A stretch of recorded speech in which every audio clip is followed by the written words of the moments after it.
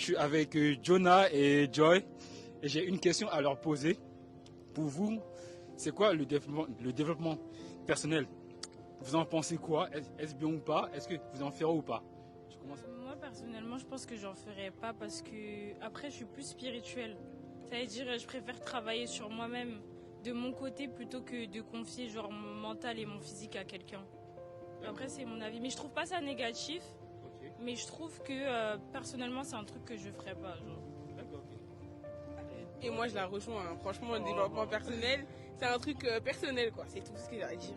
Donc tu n'aimes pas, t'aimes. Est-ce que pour toi tu en ferais à tu en ferais faire à tes enfants ou pas du tout? Ah non, pas du tout. Pas du Franchement, non. Ok. En fait, je trouve que c'est compliqué de confier ses émotions à quelqu'un. Ouais. Parce que ça part plus là d'un côté psychologique que d'un côté du développement personnel. Parce que du coup, le développement personnel, si c'est physiquement, ça peut rejoindre la vie d'un coach ou dans le sens de maigrir ou prendre du poids. Et mentalement, je trouve que ça rejoint la vie d'un psy. Et confier genre ces deux situations à une seule et même personne, je trouve ça un peu compliqué, genre. Tu ne penses pas qu'un enfant qui a un manque d'estime, un manque de confiance en soi, tu ne penses pas que le fait de travailler sur ses croyances, sur sa vision du monde, sur ses valeurs peut avoir un effet? Je trouve que c'est à ses parents en fait de gérer ça.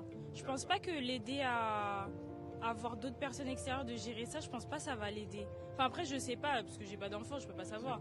Mais je pense pas que ça aiderait un enfant. Je pense parce que du coup si on prend la situation d'un enfant qui a un manque de confiance en soi, on va plus le tourner vers un psychologue ou chercher et creuser qu'est-ce qui fait qu'il a pas confiance en lui. Donc je pense pas je sais pas comment on appelle ça, un développeur personnel du coup. Ouais, un coach de vie en gros. Je pense pas que ce sera adapté. Je pense que ce serait trop pour son âge en fait.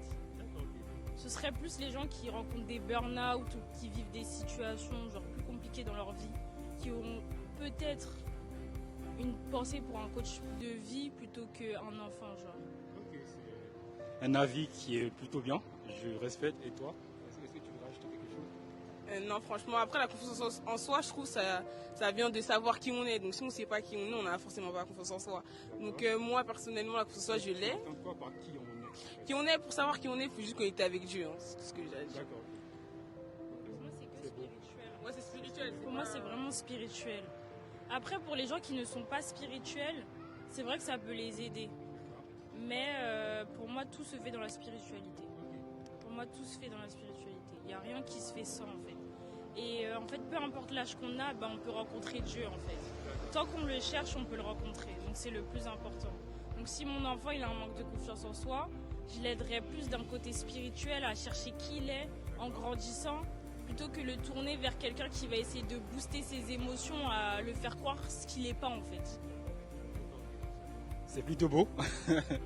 C'est un avis qui est clair, net et précis. Franchement, merci à vous.